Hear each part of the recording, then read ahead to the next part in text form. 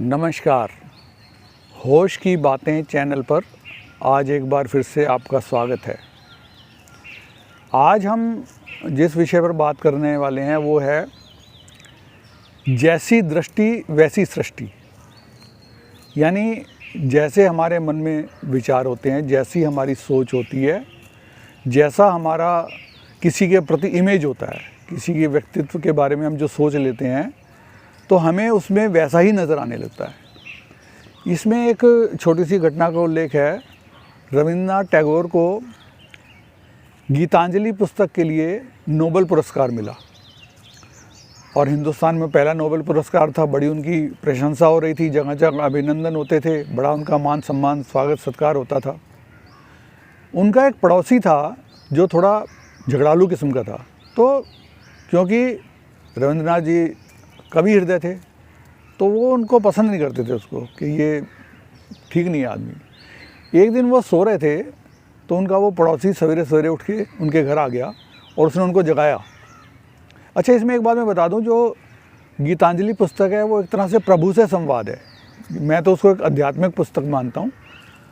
यदि आपको मौका मिले तो पढ़ें, काफ़ी अच्छी बुक है। तो उसने आके उनको जगाया, झिंझोड़ के उठाया, तो जैसे ही रविंद्रनाथ उठे उसने देखा सामने पड़ोसी।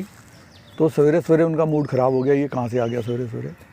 उसने पूछा, तुमको क्या मेरी आंखों में भगवान दिखाई देता है? तो वो तो पहले ही गुस्से में थे कि सवेरे सवेरे इसने मुझे उठा दिया। बोले नहीं, मुझे तेरी आंखों में शैतान दिखाई देता है।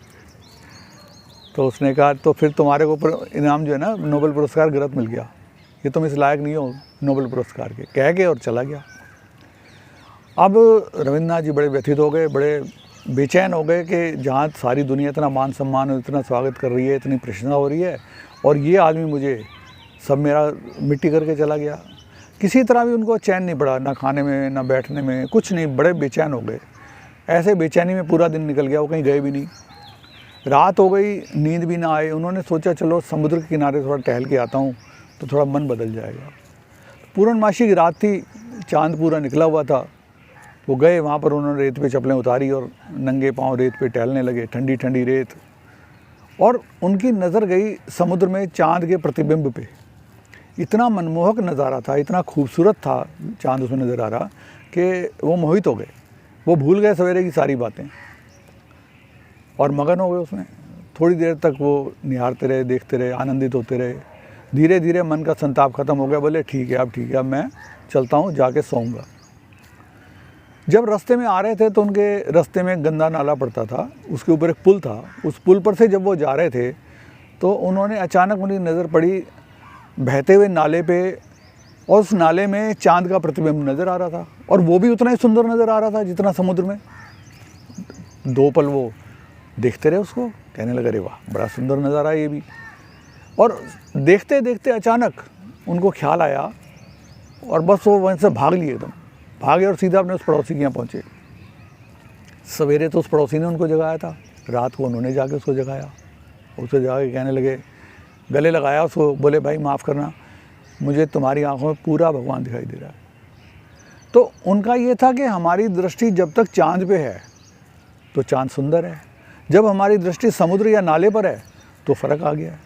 तो हर इंसान के भीतर परमात्मा बैठा है, कहीं पर गहरा है, कहीं उथला है, कहीं वो इतना दबा हुआ है कि उसको पहचानना मुश्किल है, लेकिन है ज़रूर। जिस दिन ये परमात्मा व्यक्ति के शरीर में से निकल जाता है उस दिन शरीर निष्प्राण हो जाता है। तो हमारे नज़रिए के ऊपर हमारी ज़िंदगी के सुख और दुख बहुत हद तक डिपेंड करते हैं। हमारी सोच, हमारा साथ कितना पॉजिटिव है, ये हमारे को उतना ही सुखदायी बनाता है। और यदि जैसे कहते हैं ना कि एक स्वामी नारायण का भी एक किस्सा है कि संगति के लिए लोहे को, एक बार वो गए ना हरिद्वार गए, तो वहाँ पर महंत जी ने उनसे पूछा कि रुक जाओ यहीं पर। तो उन्होंने कहा नहीं भाई, देखो ये गंगा क्योंकि बह रही है इसीलिए पवित्र है, जिस दिन ये रुक जाएगी तो ये इसकी पवित्रता ख़त्म हो जाएगी, तो मुझे भी चलना है। उन्होंने कहा अच्छा मुझे कुछ उपदेश तो दे जाओ। तो उनके सामने एक लोहे का टुकड़ा पड़ा था, उन्होंने उठा के उसको गंगा जी में फेंक दिया। उन्होंने पूछा लोहा कहाँ गया? महंत जी ने कहा महाराज वो तो आपने फेंक दिया गंगा जी में, तो डूब गया। कहते अच्छा ये बताओ कि लोहा क्या करे जो डूबे ना।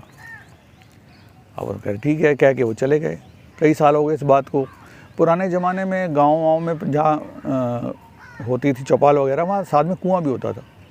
तो एक दिन वो इत्तेफाक की बात है, स्वामी नारायण गांव में कुछ लोगों को, गांव वालों को उपदेश दे रहे थे। इतनी देर में वो महंत जी भी आ गए। दोनों ने एक दूसरे को पहचान लिया, नमस्कार हुई, बातचीत हुई। तो महंत जी ने कहा आपने मेरे से एक सवाल पूछा था और उस सवाल का मैं जवाब आज तक ढूंढ रहा हूँ, मुझे मिला नहीं। उन्होंने कहा क्या? बोले लोहा क्या करे जो डूबे ना। उन्होंने कहा अच्छा, इसका जवाब अभी तक नहीं मिला? नहीं जी, जवाब नहीं मिला। उन्होंने गाँव वाले कहा भैया अपनी लाठी देना। लाठी लिया और उसके बाद लोहे का छोटा सा टुकड़ा बांधा। बोले इसको कुएं में डाल दो। जब कुएं में डाला तो उन्होंने कहा महंत जी जरा झाँक के देखना वो कुआं में वो लोहा डूबा नहीं डूबा। उन्होंने झाँक के देखा। बोले महाराज डूबेगा कहते, वो तो लाठी पे बंधा हुआ है, लाठी तैर रही है, उसके साथ लोहा भी तैर रहा है। उन्होंने कहा बस यही करे लोहा। यानी हम अपनी संगति को जितना सुंदर, जितना सोच के बनाएंगे, हमारे जीवन में पॉजिटिविटी उतनी ही आएगी। लेकिन हाँ, इसमें एक बात और भी है, रेशो का बड़ा इंपॉर्टेंट है, अनुपात का बड़ा महत्व है। लाठी थी, छोटा सा लोहा था तो तैर रहा था। यदि उसी पे 5 किलो लोहा आप बांध देंगे तो लोहा भी डूब जाएगा, लाठी भी डूब जाएगी। इसलिए ये भी ज़रूरी है कि जिस चीज़ का रेशो ज़्यादा होगा, असर उसका होना स्वाभाविक है। तो इसलिए अपनी संगति को, अपनी दोस्ती को, अपने संग साथ को बड़ा सोच समझ के, एहतियात के साथ चुनें, तो आपको जीवन में काफ़ी प्रसन्नता रहेगी। आज के लिए इतना ही, धन्यवाद।